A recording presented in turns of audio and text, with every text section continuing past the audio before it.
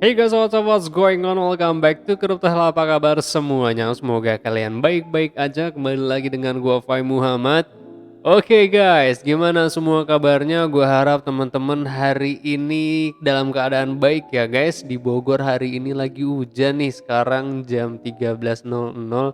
Padahal di komputer gua itu 13.29, setengah 2 gua ngeliatnya di sini. Jadi gue harap teman-teman yang beraktivitas di luar rumah diharapkan untuk membawa jas hujan dan jangan hujan-hujanan ya guys ya. Karena sekarang kondisinya lagi panas, dingin, terik matahari, toto dingin lagi ya. Mungkin pancaroba, jadi hati-hati, imunitas kita biasanya terganggu kalau lagi pancaroba gini ya guys ya. Jadi tetap harus teman-teman jaga kesehatannya ya. Tapi lama-lama kayak gue ngomong tuh kayak lagi ini ya di radio-radio gitu ya. Aduh, ya udahlah ya. So, kita hari ini akan melihat progres pergerakan harga Bitcoin dan juga Ripple karena gue juga udah lama gak ngeliat XRP ya. Gua ternyata ada entry di kisaran harga 10.000, 9.000 dan gua lupa, coy. Dan di saat gua lihat lagi ternyata wow, harganya udah segini ya. Gua nyangkutnya lumayan juga berapa puluh persen ternyata. Tapi buat teman-teman yang baru di pasar keuangan dan baru mulai berinvestasi jangan ditiru ya guys ya. Karena kita nggak tahu nih volatilitas harga pasar itu seperti apa. Oke, sebelum kita ke teknik analisis dan juga data on-chain, gue mau iklan dulu ya guys. Video ini disponsori oleh BingX. BingX adalah trading platform favorit gue guys. Karena BingX menyediakan fitur perdagangan spot dan juga futures. Gak cuma itu, ada fitur copy trading juga untuk teman-teman yang menginginkan passive income dengan menanamkan modalnya ke trader profesional. Yang terpenting, trading fee di BingX juga termasuk rendah. Yuk daftar sekarang dan dapatkan rebate-nya. Ya, Bitcoin sebelum kita ke XRP. Jadi gue mau melihat dulu, menelisik dari segi on-chain datanya, tapi gue langsung ke overview aja ya guys. Jadi kalau kita lihat berdasarkan overview-nya, exchange reserve memang saat ini moderate aja sih sebenarnya ya. Karena kalau kita baca dari sini indicating lower selling pressure, ya memang yang kita harapkan adalah selling pressure saat ini juga berkurang atau sedikit ya. Biar kita tahu bahwa memang para holder saat ini itu sedang holding Bitcoin. Jadi kita nggak perlu harap-harap cemas dengan adanya penurunan kembali gitu. Tapi ya seperti yang gue bilang, karena volatilitas harga tidak bisa kita prediksi secara pasti, ya kita harus tetap antisipasi. Bila mana ternyata nanti exchange reserve-nya naik, maka indikasinya ada selling pressure di market Bitcoin. Nah, sedangkan kalau kita lihat berdasarkan inflow dan outflow, inflow ini kan berarti masuk Bitcoin ke dalam exchange dari wallet ya. Kalau untuk outflow kan berarti keluar dari exchange Bitcoinnya masuk ke dalam wallet untuk di holding. Untuk saat ini memang berdasarkan kalkulasi kemarin dan juga hari ini data yang belum selesai, berarti kan akumulasi itu lumayan lebih besar dibandingkan distribusinya. Nah, jadi kita harus melihat berdasarkan data hari ini yang belum selesai. Kalau untuk saat ini kan last value itu 8,4K kan, ini belum selesai datanya. Jadi teman-teman harus melihat closing hari ini bagaimana, apakah memang signifikan kenaikannya. Bila memang signifikan kenaikannya untuk inflow, maka arus masuk Bitcoin ke dalam exchanger itu sangat besar. Jadi kita bisa indikasikan bahwa saat ini ada tekanan jual. Kalau outflow itu 8,85K, kalau barusan inflow itu 8,405K. Berarti ya saat ini memang Bitcoin yang keluar dari exchanges itu lebih besar ya guys ya. Tapi kalau kita lihat berdasarkan net flow per 7 hari terakhir, memang tingkat deposit Bitcoin masuk ke dalam exchange untuk diperdagangkan itu besar. Jadi ya teman-teman harus melihat nih closing minggu ini apakah memang net flow-nya itu dia positif. Bila mana net flow itu positif, maka ada indikasi harga itu bergerak naik. Nah, kalau kita lihat berdasarkan miner position index, memang kalau kita lihat berdasarkan indeks sendiri pun ya masih moderate aja saat ini si para miner menjual Bitcoinnya ya. Jadi nggak terlalu banyak juga mereka mengeluarkan Bitcoin dari dalam walletnya untuk diperdagangkan ke dalam exchange. Ya memang biasanya sih kalau miner itu jualan biasanya kalau enggak deket-deket Chinese New Year, kayak kalau enggak juga akhir tahun, akhir bulan itu bisa. Kalau akhir bulan kan biasanya untuk operasional, kalau untuk akhir tahun ya mungkin untuk insentif dan juga operasional kawan-kawan untuk memperbaiki dan juga upgrade si apa itu namanya device-device-nya, ASIC mining-nya dan juga VGA-nya. Nah, kalau untuk yang Chinese New Year ya biasanya untuk inilah buat insentif apalagi. Nah, dengan kita melihat dari fuel multiple yang revenue-nya itu low atau value-nya kecil, maka kita bisa duga atau indikasikan harga Bitcoin itu memang saat ini sedang under value, yang dimana memang saat ini para miner pun ya mendapatkan pendapatan atau mendapatkan revenue tahun ini itu tidak lebih besar daripada tahun kemarin. Ya bisa jadi berarti para miner masih lebih prefer untuk holding Bitcoin di saat bear market saat ini ya. Karena kenapa? Karena tidak profitable banget kalau misalkan mereka jual Bitcoin dalam jumlah besar di harga-harga sekarang. Nah, kalau kita lihat berdasarkan ASOPR, berarti saat ini masih ada tekanan jual yang dilakukan oleh para short term holder tapi menjual dalam keadaan loss. Kalau gua pribadi sih sebenarnya melihat Bitcoin karena ada halving ya, walaupun gua nyangkut di harga berapapun, setidaknya gua tahu bahwa pendistribusian di saat halving atau creating Bitcoin di saat halving itu akan membantu harga akan bergerak naik. Jadi kalau buat teman-teman yang mau mengikuti cara gua, ya itu sebenarnya nggak jadi masalah. Cuma ya tetap tergantung kepada keyakinan teman-teman aja. Karena gua kan sudah melewati 2 halving nih ya. 2000 berapa 2015, 2016 sama 2020 halving. Setiap halving Bitcoin itu pasti akan naik. Jadi kekhawatiran gua akan bear market itu ya akan sedikit apa istilahnya ya, terbendung lah begitu ya karena adanya halving. Dan kalau kita lihat dari binary CDD untuk long term movement saat ini atau 7 hari belakangan memang berkurang ya guys.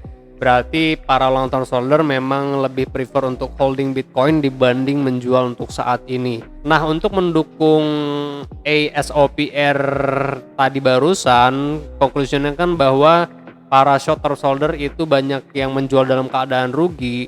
Nah, untuk saat ini para investor kita bisa lihat bahwa investor ini berada pada capitulation phases atau bahasa mudahnya psikologi para investor ini itu sedang ragu untuk masuk di dalam pasar atau bisa juga saat ini ragu karena bear market atau juga bisa kita simpulkan bahwa mereka ragu apakah mereka ingin menjual karena keadaannya sekarang lagi rugi, justru ingin holding aja. Jadi ya sekarang itu banyak para investor yang 50-50 berdasarkan psikologinya untuk mengambil keputusan seperti itu ya. Dan kalau kita lihat dari active addresses ini naik 2% dibandingkan kemarin ya guys. Ada aktivitas masuk keluar Bitcoin, tapi bila mana ternyata dia naik aktivitasnya, kita bisa simpulkan bahwa yang masuk ke dalam wallet itu jauh lebih besar dibandingkan keluar dari dalam wallet seperti itu. Untuk di derivatif sendiri, funding rate saat ini itu masih dominan long buy position, dan untuk open interest pun kan ada kenaikannya kemarin sempat, walaupun per 24 jam hari ini itu menurun. Berarti kan tingkat pembukaan kontrak berjangka di dalam pasar derivatif itu kan mengecil kan. Cuma untuk saat ini memang dominasi pasar itu longing buy position per 24 hari. Oh 24 hari sih, per 24 jam belakangan gitu ya guys ya. Tapi tetap teman-teman harus melihat potensi yang ada bila mana berhubung kan mau mendekati FOMC, biasanya volatilitas harga itu akan tergonjang-ganjing. Jadi ya tetap harus berhati-hati di pasar derivatif seperti future market dan juga option market. Nah, untuk technical indicator pun yang masih sama, masih tetap netral. Jadi ya teman-teman harus tetap waspada.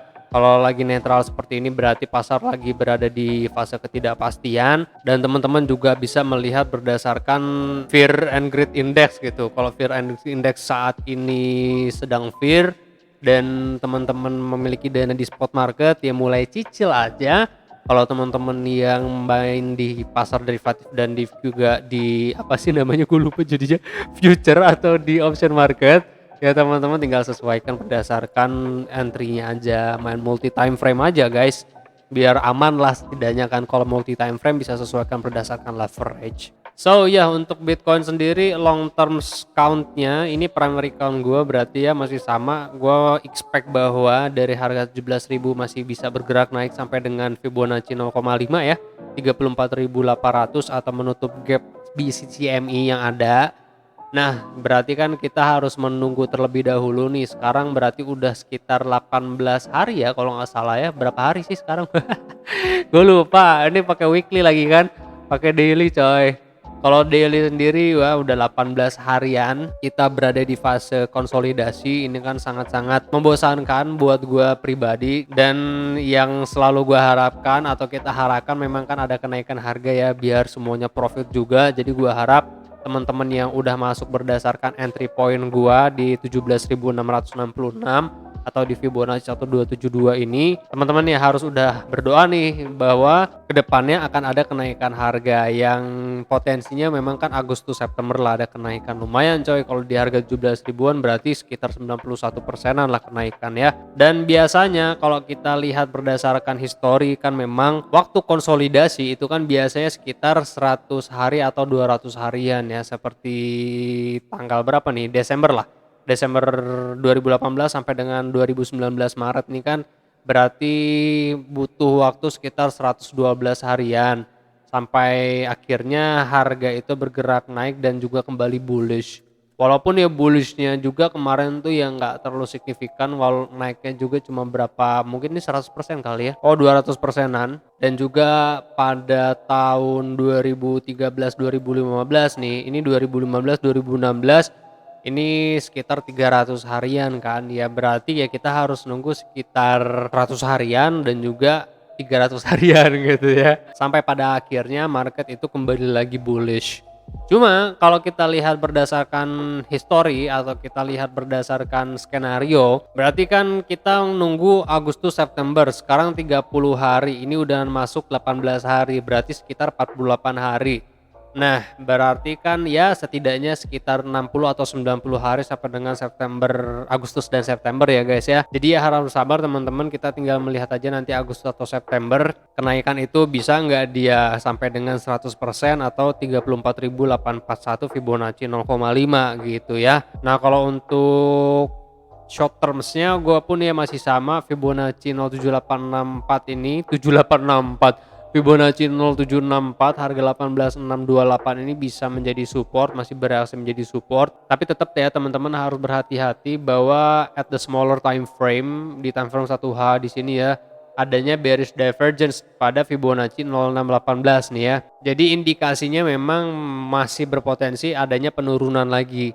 Penurunan gue masih sama ya guys, potensinya berarti sampai dengan 17.000 sampai dengan juga 16461 Fibonacci 1313 dan juga 1272 yang kita tarik itu berarti dari lowest, ini lower low sampai dengan sini berarti ya, sampai dengan higher-nya. Atau teman-teman pun ya bisa sesuaikan berdasarkan lower di sini, higher low-nya, dan juga higher terakhir berarti kan di sini ya.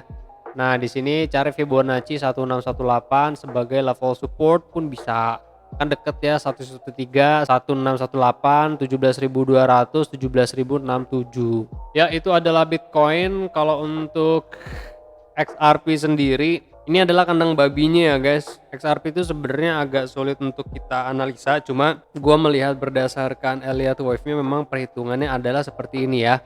Jadi dua probabilitasnya adalah bila mana ternyata XRP itu broke dari harga 0,29 pada supportnya di sini atau di sini aja ya. Nah, ini teman-teman bisa jadi acuan nih, Fibonacci 076 lagi, Fibonacci 864. Gimana sih? Fibonacci 0786 maksud gua di harga 0,3 sampai dengan nih kandang babinya ini berarti ya lower shadow-nya itu kan 0,28. Jadi indikasi bila mana broken dari support ini masih berpotensi turun sampai dengan 0,27 0,25 pada Fibonacci 1.13 dan juga 1272. Di sini multiple rejection ya guys ya. Jadi teman-teman perhatikan multiple rejection ya. 1, 2, di sini ada base yang kita perlu perhatikan bisa menjadi level support. So, bila mana memang saat ini menurun, teman-teman bisa entry pada kisaran harga sekian. Nah, untuk short term periodnya teman-teman bisa fokus kepada 1 jam atau juga 4H, tapi berdasarkan analisa masih ada potensi probabilitasnya sampai dengan Fibonacci 0786, Fibonacci 0886 pada harga 0,41 dan 0,40 dolar. Jadi dari harga saat ini ya teman-teman bisa melihat dua probabilitas atau dua skenario. Kalau naiknya ke sini harganya, kalau turun ya berarti sampai dengan sini karena adanya multiple rejection atau base berdasarkan historicalnya. Cuma kalau kita lihat dari sini, gua rasa sih minggu depan baru ada volatilitas harga ya, habis lebaran kali. Mungkin habis lebaran baru ada volatilitas harga yang signifikan lah dari pasar kripto. Ya, untuk technical analysis Bitcoin dan juga XRP cukup sampai di sini. Gua akan kembali lagi update videonya mungkin nanti malam, kita akan lihat global news yang ada saat ini itu bagaimana dan apa. Jadi kita bisa analisa berdasarkan fundamentalnya bagaimana dan kita bisa membuat sebuah skenario lain bila mana memang technical analisisnya itu kurang menurut kita ya. Oke, gue Fahim Muhammad. Kalian jangan sakit-sakit, sehat terus karena sehat mahal. I'll see you guys on the next video. Peace out.